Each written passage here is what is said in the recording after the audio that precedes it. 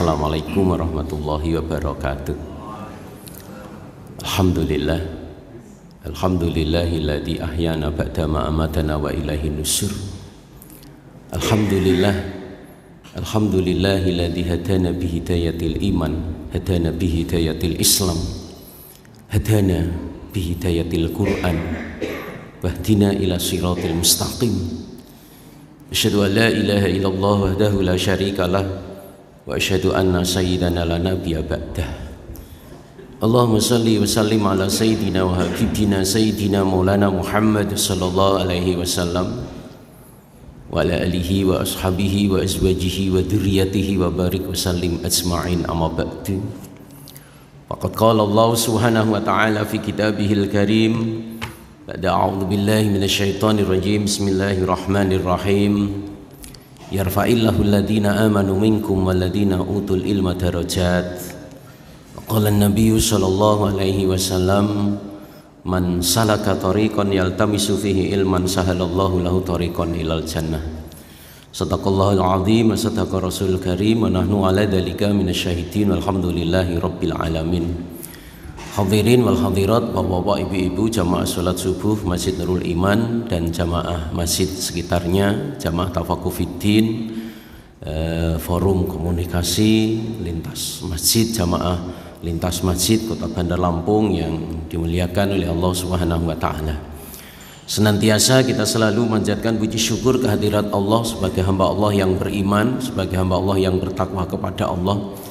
Alhamdulillahirabbil alamin, sampai pagi hari ini Allah Subhanahu wa taala bangunkan kita kembali. Bangkitkan kita kembali, dibangkitkan dalam keadaan iman dan Islam. Selalu Allah taala berikan kesehatan dan kesempatan yang pada akhirnya kita bisa bersama-sama hadir kembali di rumahnya Allah, hadir dalam rangka memenuhi panggilan Allah, seruan Allah, hadir dalam rangka menunaikan kewajiban kita sebagai hamba Allah yang beriman, yaitu menunaikan sholat subuh alhamdulillah dengan berjamaah. Sholat subuh adalah perintah Allah dan berjamaah adalah perintah Rasulullah sallallahu alaihi wasallam. Semoga rangkaian-rangkaian ibadah kita pada malam hari ini diterima dan diridhai oleh Allah. Amin Allahumma amin. Salawat iring salam, salam iring salawat mari selalu kita sampaikan kepada Nabi kita, Rasul kita, uswatun hasanah kita, Habibana wa Syafi'ana Zuhrina Maulana Muhammad sallallahu alaihi wasallam, dengan selalu menyampaikan salawat dan salam Allahumma sholli ala Sayyidina Muhammad wa ala ali Sayyidina Muhammad, sambil berusaha untuk mengikuti, mengamalkan, menyampaikan apa yang telah menjadi sunnah dan ajarannya. Kita mohon kepada Allah semoga kita, keluarga kita, jamaah kita, muslimin, muslimat besok di hari kiamat digolongkan orang-orang yang selalu mendapatkan syafaat Rasulullah sallallahu alaihi wasallam. Amin Allahumma amin. Jamaah sekalian, melakukan subhanahu wa ta'ala, saya lupa ya adik-adik kita yang dari UIN, saya ucapkan selamat ya untuk ber-KKN di sini ya. Sebenarnya Pak Haji, saya juga bukan orang lain. Saya dulu juga pernah di IN, tapi tidak saya terusin. Itu rombongan, itu kawan kita yang direktorat itu, mungkin tahu yang direktorat Ustadz Zulkarnain. Itu kawan kita. Kemudian Ustadz Samsul Hilal, kemudian Ustadz Isamuddin. Itu kawan-kawan kita. Baik, jamaah sekalian, melakukan oleh Allah Subhanahu wa taala. Jadi insya Allah satu guru satu ilmu, Pak Haji. Jangan saling ganggu. Bapak-bapak, ibu-ibu, jamaah sekalian Subhanahu wa taala, sebelum kita mulai pengajian kita mohon tawasul hadiah Fatihah kepada keponakan kita Ananda Nadia Rahmawati binti Abdurrahman Asghaf yang sampai hari ini dari tanggal 3 Juli ini masih di ruang ICU, yaitu Rumah Sakit Urip Sumoharjo. Kita tawasul hadiah Fatihah, semoga Allah Subhanahu wa taala angkat sakitnya, kembalikan yaitu kesehatannya. Ala hadhihi niyah as-shahihah ila hadun Nabil Mustafa Muhammad sallallahu alaihi wasallam wa ala alihi wa ashabihi wa azwajihi wa dzurriyyatihi wa ummatil kiram sya'ulillahi lana wa lahum. Al-Fatihah. أعوذ بالله من الشيطان الرجيم بسم الله الرحمن الرحيم الحمد لله رب العالمين الرحمن الرحيم مالك يوم الدين إياك نعبد وإياك نستعين اهدنا الصراط المستقيم صراط الذين أنعمت عليهم غير المغضوب عليهم ولا الضالين آمين ثم إلى حضرة جميع إخوانه من الأنبياء والمرسلين والأولياء والشهداء والصالحين وجميع الملائكة المقربين المخلصين العاملين والذين جاهدوا في سبيل في أينما كان يكن ونوصل إلى سلطان الأولياء الشيخ عبد القادر الجيلاني قدس سره العزيز شاول ليلنا ولهم الفاتحة أعوذ بالله من الشيطان الرجيم بسم الله الرحمن الرحيم الحمد لله رب العالمين الرحمن الرحيم مالك يوم الدين إياك نعبد وإياك نستعين اهدنا الصراط المستقيم صراط الذين أنعمت عليهم غير المغضوب عليهم ولا الضالين آمين ثم إلى حضرة جميع حاجاتنا ولإجابة مسؤولين قريب من الرحمة والبركة والرضوان والغفران وبعيد من البلايا والمرض والوباء ونهس خصوصا إلى نادية رحمawati binti Abdurrahman Askab Allahumma sfi la sifa'a ila anta Allahumma sfi la sifa'a ila anta Allahumma sfi la sifa'a ila anta walahal fatihah أعوذ بالله من الشيطان الرجيم بسم الله الرحمن الرحيم الحمد لله رب العالمين الرحمن الرحيم مالك يوم الدين إياك نعبد وإياك نستعين اهدنا الصراط المستقيم صراط الذين أنعمت عليهم غير المغضوب عليهم ولا الضالين آمين تقبل الله منا منكم تقبل يا كريم. Semoga Allah Subhanahu wa taala lekas sembuhkan, Allah taala angkat penyakitnya, kembalikan sembuh kesembuhannya yang sempurna. Amin Allahumma amin. Baik jamaah sekalian, silakan Subhanahu wa taala mari kita lanjutkan kembali tafakuh fitin kita, ngaji ilmunya Allah, ngaji ilmunya Rasulullah. Pada kesempatan ini kita akan sampaikan yaitu fikih ibadah dengan tema satu, kapan kita berdiri untuk menunaikan sholat berjamaah, dan nanti kalau masih ada waktu kita sampaikan juga tata cara berdiri untuk sholat berjamaah.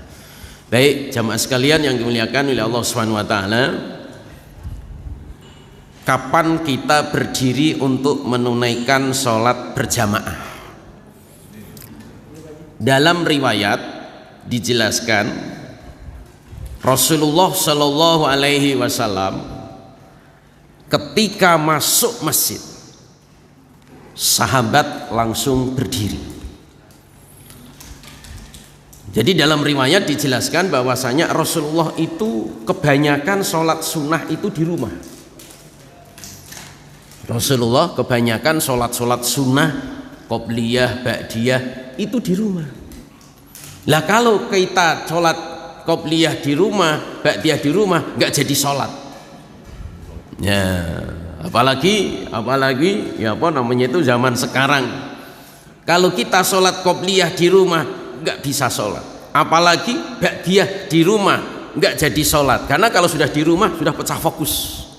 Nah, kembali dalam riwayat dijelaskan bahwasanya Rasulullah Shallallahu Alaihi Wasallam kebanyakan hampir semua sholat sunnah. Bahkan Rasulullah pernah bersabda sebaik-baiknya sholat sunnah itu di rumah. Sebaik-baiknya sholat sunnah itu di rumah. Tapi kalau kita sholat sunnah di rumah nggak sholat, nggak jadi sholat Pak Haji. Sekali melakukan Subhanahu wa taala ya, kebanyakan Rasulullah Shallallahu Alaihi Wasallam itu sholat sunnah apapun itu di rumah. Nah, Rasulullah Shallallahu Alaihi Wasallam selesai sholat sunnah di masjid, azan sudah dikumandangkan. Kemudian Rasulullah sholat sunnah di rumah.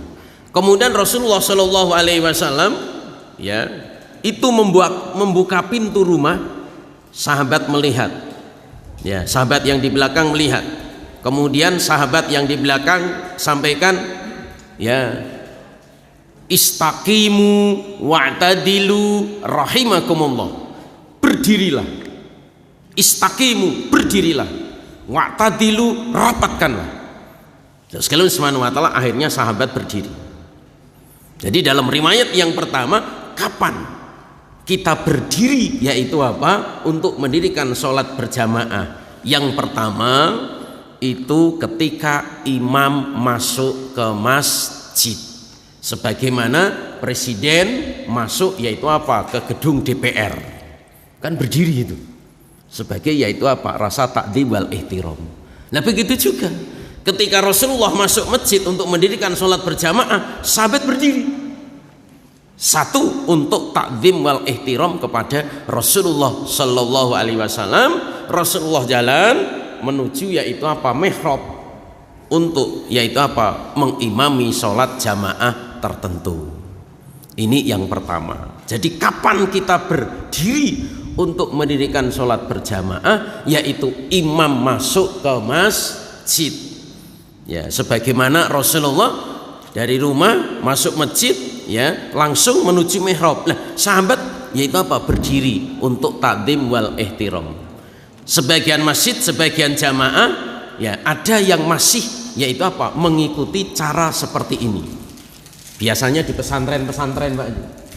Ya, di pesantren-pesantren, ya itu kiai, ya kiainya, kiai ma'hadnya, kiai pondok pesantrennya, ya itu ya masuk musola aula pesantren atau masjid pesantren seperti itu, ya memberikan kode, apakah dengan kentongan, apakah dengan bel, ya pokoknya kode. Jadi ketika kiainya masuk aula atau masuk masjid atau masuk musola pondok pesantren, santri berdiri, Pak. Nah, sebagaimana di pesantren kami juga seperti itu. Jadi kiai itu nggak sholat qobliyah di situ, di rumah, di lantai sekian. Sekalian melakukan subhanahu wa ta'ala, ini yang pertama. Jadi kapan kita berdiri untuk mendirikan sholat berjamaah, yaitu apa? Imam yaitu apa? Masuk masjid. Nah, yang menjadi permasalahan, imam kita ini datang duluan ya Pak Haji. Imam kita sudah duluan. Dan sekarang bagaimana itu? Berarti nggak bisa cara yang pertama, cara yang kedua. Di dalam kajian fikih, cara yang kedua, kapan kita berdiri untuk menunaikan sholat berjamaah? Sebelum qomat. Sebelum qomat. Ya, sebelum qomat Pak Haji. Jadi sebelum qomat, ya Bilal itu menyampaikan istaqimu, kalau bahasa Arabnya istaqimu wa'tadilu, berdirilah dan rapatkanlah. Jadi sebelum qomat, ya sebelum qomat tadi, sebelum qomat, ya sebelum qomat, ya sebelum qomat, Bilalnya yaitu apa? Menyampaikan, ya kalau dengan bahasa kita, bapak-bapak mari kita berdiri, mari kita luruskan saf. Kalau bahasa Arabnya wastaqimu wa'tadilu, itu bahasa Arabnya. Kita pakai bahasa kita aja. Jamaah sekalian, bapak-bapak mari sama-sama kita berdiri, luruskan saf. Udah. Jamaah sekalian melakukan oleh Allah Subhanahu wa taala, ketika jamaah sudah dinyatakan berdiri, sudah lurus, udah siap semuanya, baru qomat. Allahu akbar, Allahu akbar. Asyhadu an la ilaha illallah, asyhadu anna Muhammadar Rasulullah, hayya 'alas shalah, hayya 'alal falah, qad qamatis shalah, qad qamatis shalah. Allahu akbar, la ilaha illallah. Ini sebagian masjid jamaah tabligh, ya ini seperti ini. Ya kita lihat di Al-Qiram.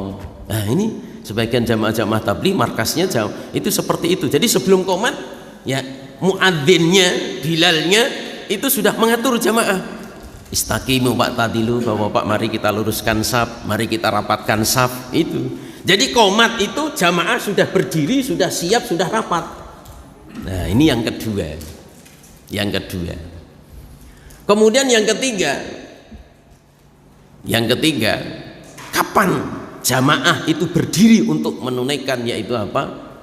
Sholat berjamaah. Riwayat yang ketiga, penjelasan para alim ulama, ya ini yaitu pas qomat. Jadi muadzin ataupun Bilal tidak mengatakan bapak-bapak mari luruskan shop, rapatkan shop, tidak, langsung aja qomat. Allahu akbar, Allahu akbar. jamaah secara otomatis langsung berdiri.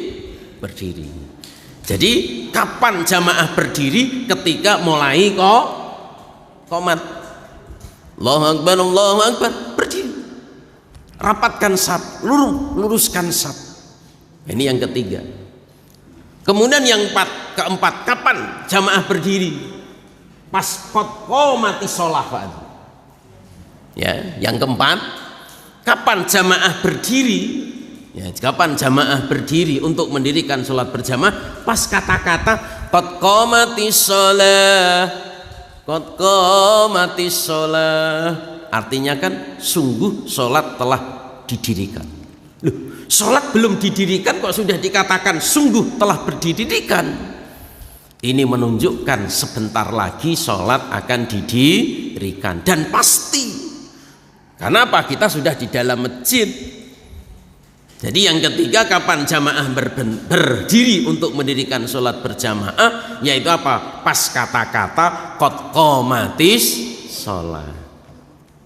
Subhanahu wa ta'ala, seperti saya tadi, pas qad qomatis sholat berdiri. Saya ajak Pak Pur berdiri. Kan seperti itu. Pas qad qomatis sholat, Pak Haji. Nah, sekarang yang kelima. Yang kelima ini yang terakhir, Pak Haji. Nggak ada yang akhir lagi. Itulah yang terakhir. Qad qomatis shalah, qad qomatis shalah. Allahu Akbar, Allahu Akbar, la ilaha illallah. Yang terakhir adalah yaitu apa? Terakhir qomat. La ilaha illallah. Jamaah berdiri. Ini terakhir. Jamaah sekalian yang dimuliakan oleh Allah Subhanahu wa taala, inilah yaitu apa? Tata cara ataupun kapan kita berdiri untuk mendirikan sholat berjamaah. Satu, ketika imam masuk, yaitu apa? Masjid. Kalau memang yaitu apa? Sistem jamaah di situ, Pak Ustadznya, Pak Kiainya, pemimpin pondok pesantrennya, yaitu apa? Sholat sunnahnya di rumah. Jadi kiainya masuk masjid, langsung santrinya berdiri, jamaahnya berdiri, sebagaimana pada zaman Rasulullah. Jadi zaman Rasulullah seperti itu, Pak Haji. Jadi Rasulullah masuk masjid, jamaah berdiri. Nah, kemudian yang kedua, kapan kita berdiri untuk mendirikan sholat berjamaah? Pas imamnya itu apa? Qomat. Pas muadzin qomat, maaf bukan imam, muadzin qomat. Allahu Akbar, Allahu Akbar, berdiri. Terus sekalian melakukan subhanahu wa ta'ala, ya, yang berikutnya yaitu apa? Pas kata-kata qad qomatis sholah, qad qomatis sholah, qad qomatis sholah, Allahu Akbar, Allahu Akbar, la ilaha illallah. Pas qad qomatis sholah berdiri. Dan yang terakhir yaitu apa? Yaitu apa? Selesai qomat, la ilaha illallah, berdiri. Ini qomat sudah selesai, masih juga duduk, malas Pak Haji. Ini qomat sudah selesai, masih aja ngerokok. Nah, sekalian melakukan oleh Allah Subhanahu wa taala. Jadi terakhir kapan kita berdiri untuk mendirikan sholat berjamaah, yaitu apa? Yaitu apa? Selesai qomat. Nah, kemudian jamaah sekalian melakukan oleh Allah Subhanahu wa taala, imam yaitu apa? Menempati tempatnya, namanya mihrab.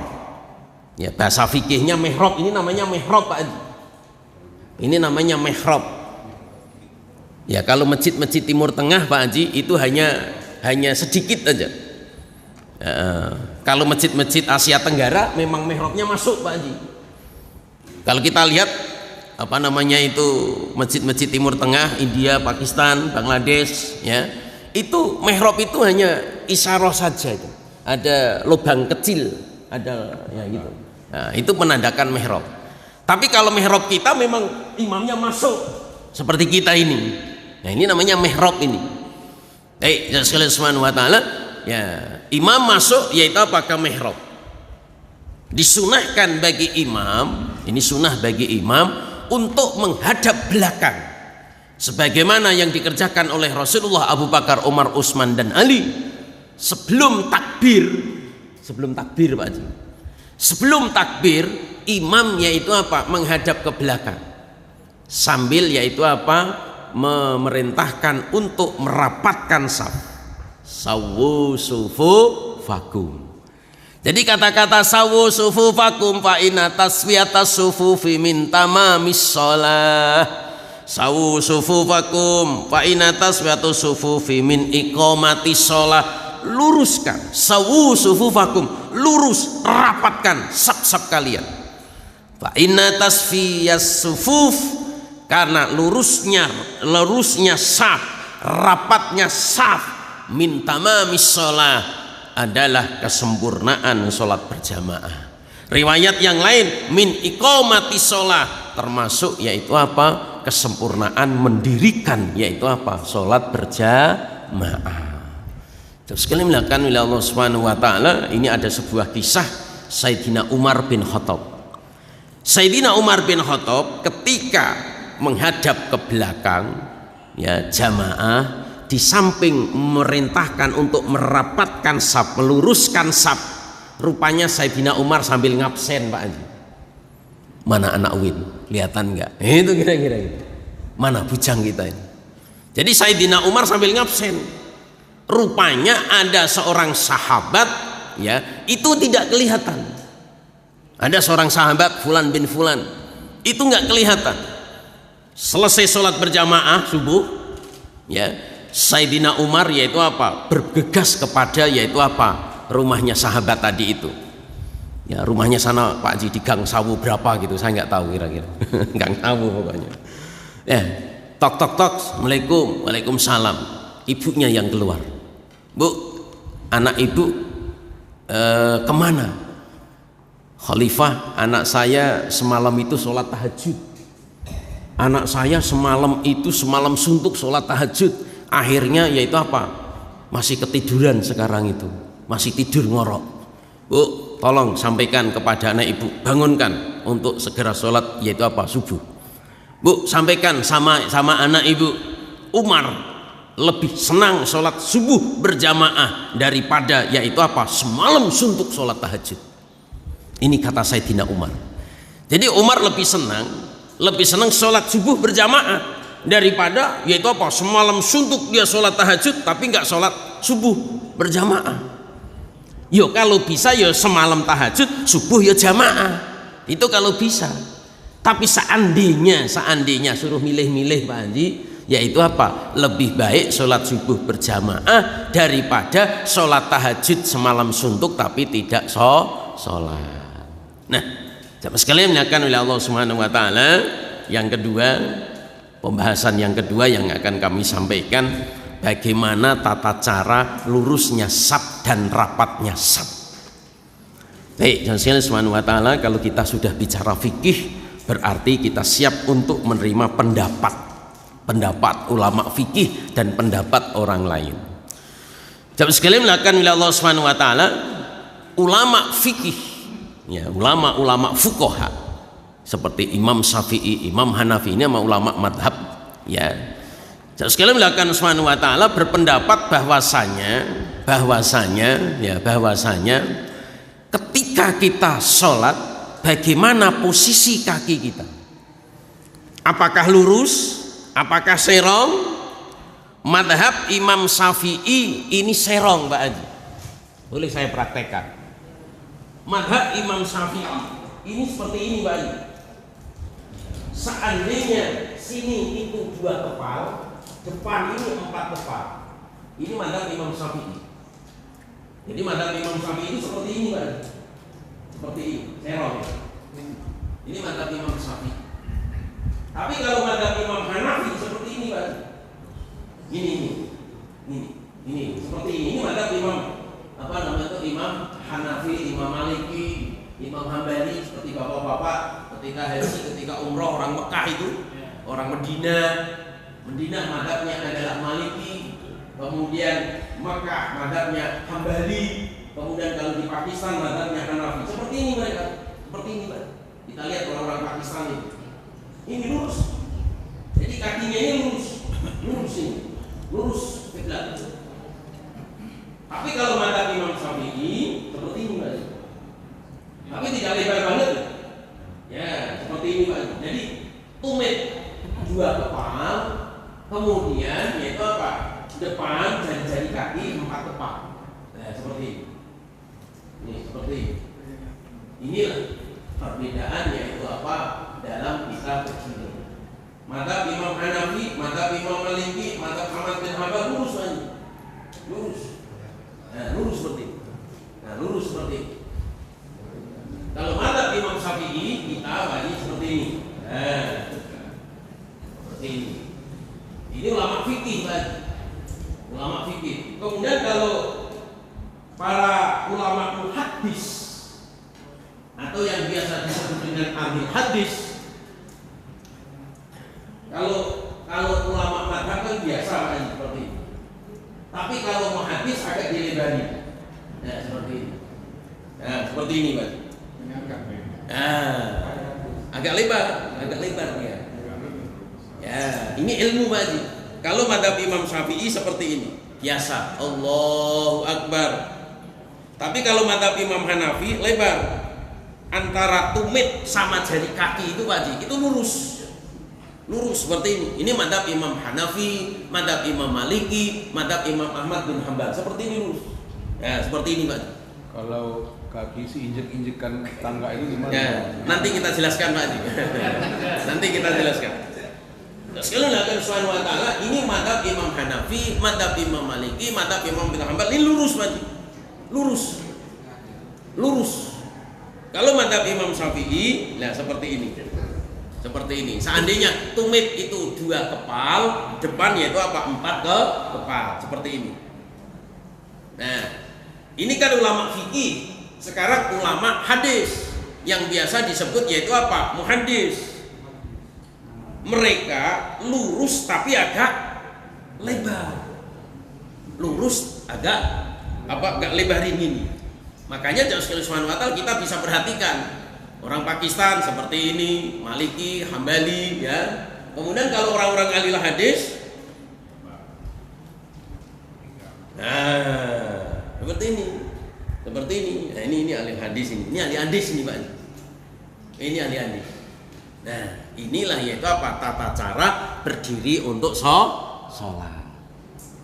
Nah, sekarang jauh sekali Subhanahu wa taala, ya. Yang berikutnya sawu sufufakum fa in tasmufu min tamami shalah, lurus dan rapat. Nah, sekarang jauh sekali Subhanahu wa taala, ini kan lurusnya, Pak. Ini lurus dan rapat. Ya, rapat sekarang. Ya. Rapatnya saf madhab, ya, ulama madhab, ulama fuqaha tadi itu adalah sejajar. Sejajar itu adalah tumit jajarin tumit. Ya, kita madhab Syafi'i kan seperti ini, Pak. Kemudian jamaah yang lain kanan kiri kita tumit itu sejajar. Bukan senggolan. Bukan. Sejajar. Kira-kira 1 cm. Tidak nempel. Jadi tumit kanan, tumit kiri itu nggak nempel, Pak. Sejajar. Ini sejajar. Bahu sejajar. Tidak nempel. Bahu tidak nempel, tumit juga tidak nempel. Sejajar. Sejajar itu ya seperti garis berbaris itulah. Sejajar. Tidak nempel. Inilah ulama madhab, ulama fikih. Rapatnya saf ini bukannya nempel, tapi rapatnya saf adalah sejajar. Kaki sejajar, tumit kita dengan tumit sama yang lain sejajar. Kira-kira 1 cm, Bapak. Kemudian yaitu apa? Bahu ini bahu berarti. Ini pun juga nggak nempel. Pak. Yaitu apa? Sejajar. Inilah pendapat ulama fuqaha. Nah, kalau ulama hadis, ahli hadis lagi, rapatnya saf itu adalah nempel. Pak. Makanya kalau tidak sepaham kadang-kadang kita dikejar. Iya, betul. Kita sholat aja kejar-kejaran. Ini mohon maaf, Pak. Mohon maaf saya sampaikan. Silakan dilakukan oleh Allah Subhanahu wa taala. Jadi ulama hadis atau ahli hadis berpendapat bahwasanya rapatnya saf, kan mereka seperti ini, Pak. Sholatnya seperti ini, Pak. Rapatnya saf adalah kaki dengan kaki yang lain itu adalah nempel aja. Tapi kalau ada yang sampai nginjek itu oknum. Kenapa? Kemarin minta utang gak dikasih. Nah, akhirnya diinjek itu berarti. Atau kemarin minta rokok gak dikasih berarti. Itu berarti nginjek kalau sholat itu. Oknum itu, oknum itu. Kalau dalam kajian fikih sholatnya, yaitu apa? Ulama ahli fikih sejajar, tidak nempel. Rapatnya sah itu tidak nempel, tapi sejajar. Ulama ahli hadis berpendapat rapatnya sah itu adalah nempel. Memang kelingking ini nempel dengan kelingking, bukan hanya kelingking Pak Haji, tapi itu apa? Antara kelingking sama tumitnya juga ditempeli. Tapi ada juga pernah saya itu yang ngejar-ngejar tadi, kaki yang ngejar itu, akhirnya saya udahlah biar amal saya giniin aja tuh. Gimana tuh? Saking pinternya ini Pak. Ini saking pinternya ini. Kesel kita kan? Ya kata sekali dan Subhanahu wa taala bagaimana kalau terjadi kasus seperti itu, ya jangan sampai langsung diangkat. Kalau diangkat nanti jadi bebek tadi. Dan ya itu apa namanya itu kita harus ikhlas. Kita ini kan sedang menghadap Allah. Sholat ini sedang menghadap Allah, bukan kompetisi Pak. Ya udahlah, kita ikhlas saja. Ini rapatnya sah. Jadi rapatnya sah ulama fikih. Ya, madzhab Imam Syafi'i seperti ini, madzhab Imam Hanafi, Maliki, Hambali seperti ini. Ya, ini tidak sampai nempel, hanya sejajar. Kaki sejajar dengan kaki, kemudian pundak ini sejajar, tidak sampai nempel. Kalau ulama hadis atau yang biasa disebut dengan ahlul hadis, rapatnya itu adalah yaitu apa? Nempel kaki, ya, tumit sama ujung apa namanya itu kelingking nempel. Memang nempel betul tadi, nempel. Ya, nempel. Kanan ataupun kiri nempel semua. Nah, ini sholatnya seperti ini Pak. Sholatnya seperti ini mereka. Kalau kita kan seperti ini. Nah, sesuai melakukan sholat. Inilah rapatnya sah. Jadi kalau kita ulama fikih, madzhab Imam Syafi'i, madzhab Imam Hambali, Hanafi, Maliki, yaitu apa? Tidak sampai nempel. Tapi kalau ulama hadis ini berpendapat yaitu nempel. Mana yang benar Pak Anji? Ya benar semua, yang salah yang nggak sholat. Nah, Bapak, sekarang yang kedua, ini kan rapatnya sah. Sekarang lurusnya sah. Lurusnya sah, Bapak-bapak, itu adalah punggung belakang. Jadi punggung belakang bisa lurus ketika kaki nginjek garis yang telah ditentukan. Seperti ini, kita injek ini Pak. Dengan kita nginjek garis kaki kita injekkan garis yang telah ditentukan, ini kan soft aja. Bisa. Ketika kaki menginjek yaitu apa? Garis yang telah ditentukan oleh masjid, ya, maka pundak akan yaitu apa? Sama-sama lurus. Jadi lurusnya sah itu bukan perut. Nyindir lagi. Tuh, mohon maaf Pak Andi, berarti ya. Kalau rapat lurusnya sah itu perut, kan ada yang hamil lahir. Lu betul loh Pak Andi. Zaman sahabat itu ditunjuk seorang sahabat yaitu apa? Sebelum takbir, sebelum qomat, yaitu apa? Ada sahabat yang tunjuk itu pakai pedang kan? Pakai pedang. Iya. Makanya belakang bukan depan. Kalau depan bahaya ini jangan ditusuk pedang nanti perutnya itu. Ya sahabat saking menjaganya sunnah sholat itu ada sahabat yang meluruskan yaitu apa? Pakai pedang. Pedang betul Pak. Kalau kemunduran tusuk. Allah Subhanahu wa taala sekarang bukan pakai pedang Pak. Saya lihat di Pakistan, ya, itu sebuah masjid ada jamaah yang ditunjuk oleh pengurus untuk meluruskan saf. Jalan mereka sebelum qomat ini Pak. Itu. Kalau kemunduran suruh maju, tapi kalau kemajuan suruh mundur. pakai tangan, bukan pakai pedang. Kayak tukang parkir. Ya seperti tukang parkir itu. Memang kayaknya kurang kerjaan, tapi ini sunnah. Jadi sebelum qomat itu dinyatakan lurus dan rata. Nah inilah kesempurnaan sholat berjamaah. Kadang-kadang kan kita ini enjoy saja Pak Haji, nggak open. Sholatnya, shopnya belok-belok Pak Haji. Ya, kemudian 1 meter. Bukan masalah nggak open, tak bahaya. Baik, yang sekalian subhanahu wa ta'ala, inilah tata cara yaitu apa? Berdiri dalam sholat berjamaah. Jadi sekalian melakukan subhanahu wa ta'ala, ketika sholat kita ini lurus rapat sebagaimana kajian fikih, maka tidak ada setan yang akan masuk. Karena kalau renggang-renggang itu Pak Haji, itu setan masuk. Apalagi belok-belok sholatnya, shopnya belok-belok, itu setan masuk. Senang setan. Jadi jamaah sekalian melakukan oleh Allah Subhanahu wa taala ya. Jadi setan itu ketika azan dikumandangkan, lari dia sana ke Gunung Betung, Pak. Itu ketika azan. Selesai azan, datang lagi ke sini. Iya, makanya ada bapak-bapak yang bawa rokok itu, walaupun toh sudah sampai masjid, suruh masuk masjid tanggung Pak Haji. Ya, sekalian melakukan subhanahu wa ta'ala itu.